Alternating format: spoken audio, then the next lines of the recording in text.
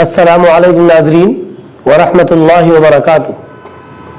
ہمارے اور آپ کے یوٹیوب چینل الارشاد میں آپ کا خیر مقدم ہے۔ میں آپ کا میزبان ارشاد عالم ندوی۔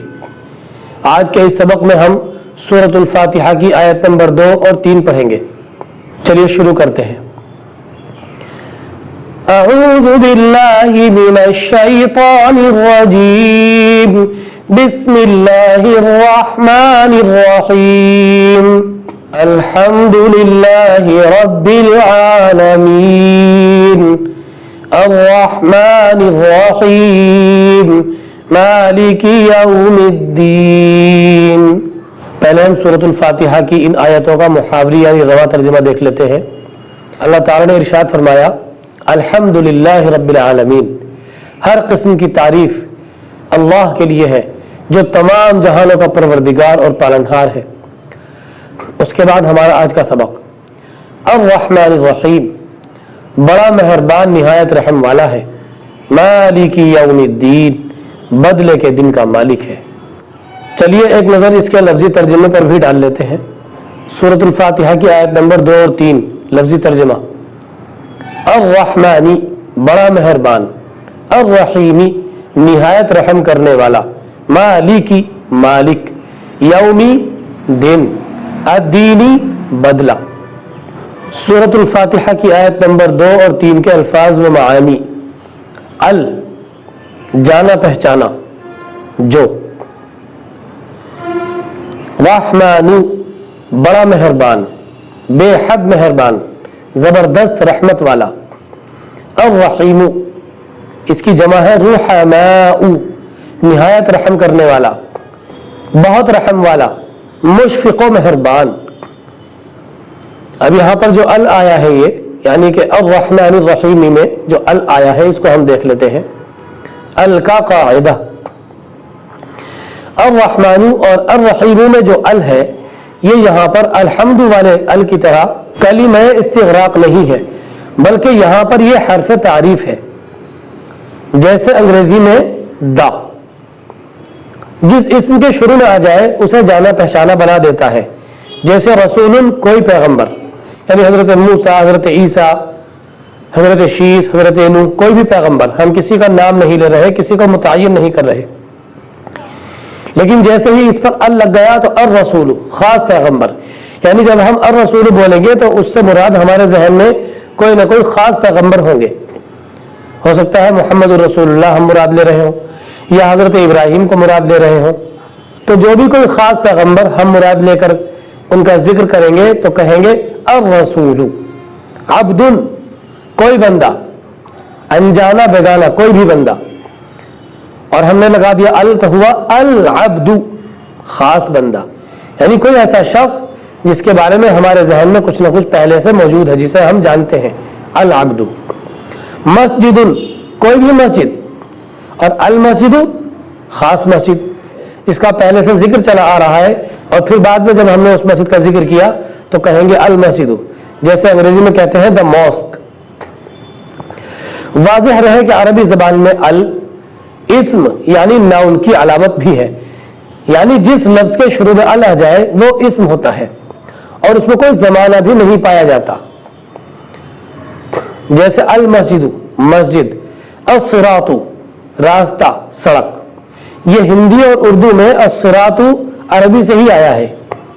ہم جو کہتے ہیں نا سڑک، یہ اصل میں ہے صراط، صراط، تو یہ بگڑتے بگڑتے سڑک ہو گیا، صراط، صراط، سڑک۔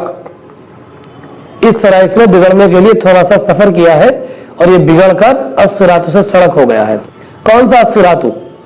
اهدنا الصراط المستقیم صراط الذین انعمت علیہم۔ الصراط، راستہ، سڑک، الرسول، بھیجا ہوا۔ تو پیغمبر کو الرسول اس لیے کہتے ہیں کہ وہ اللہ کا بھیجا ہوا ہوتا ہے۔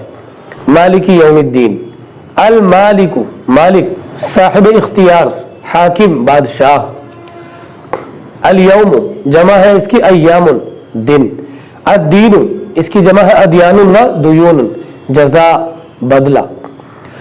یوم الدین، بدلے کا دن، جزا و سزا کا دن، بدلہ اچھا بھی ہو سکتا ہے، اس کو جزا کہتے ہیں، بدلہ برا بھی ہو سکتا ہے یعنی گناہوں کی سزا، اس کو سزا کہتے ہیں۔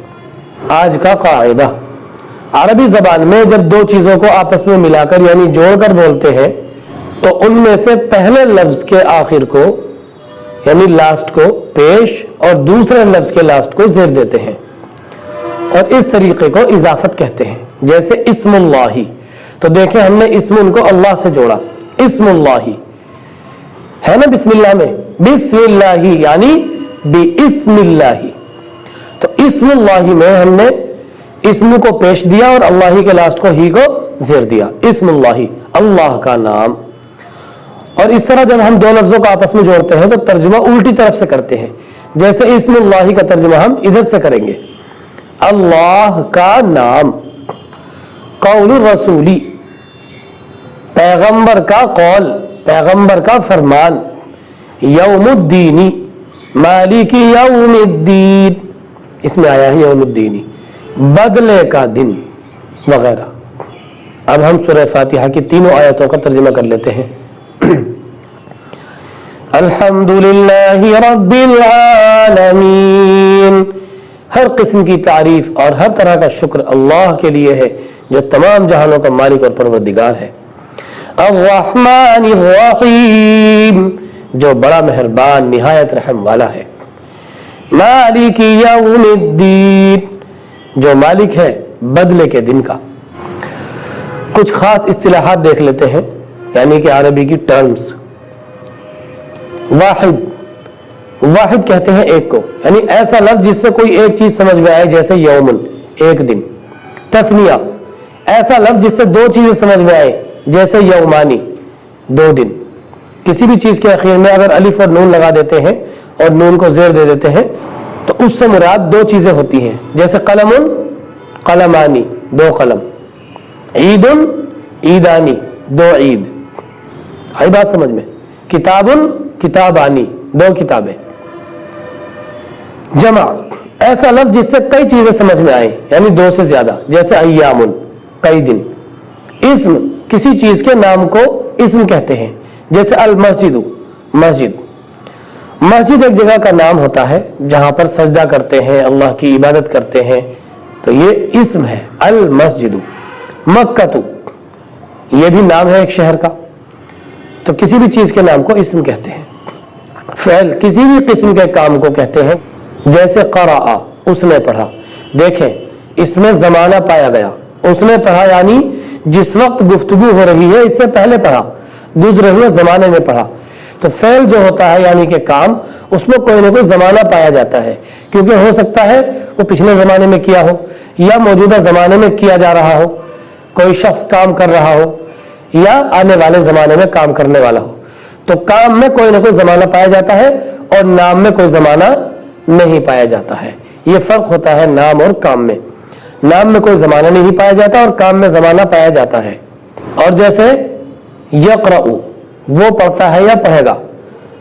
یقرأ دونوں زمانے کے لیے آتا ہے، یعنی اگر وہ پڑھتا ہے موجودہ زمانے میں تب بھی یقرأ، اگر وہ آنے والے زمانے میں پڑھے گا تب بھی یقرأ۔ مزید تفصیل انشاءاللہ اگلے اسباق میں پڑھیں گے۔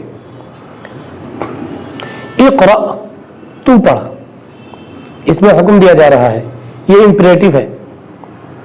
تو پڑھ یعنی جس وقت بات ہو رہی ہے اس کے بعد آنے والے زمانے میں پڑھ، تو اس میں بھی آنے والا زمانہ پایا جا رہا ہے۔ واضح رہے کہ فعل میں تینوں زمانے میں سے کوئی ایک زمانہ بھی پایا جاتا ہے، جیسا کہ ہم نے ابھی وضاحت کی۔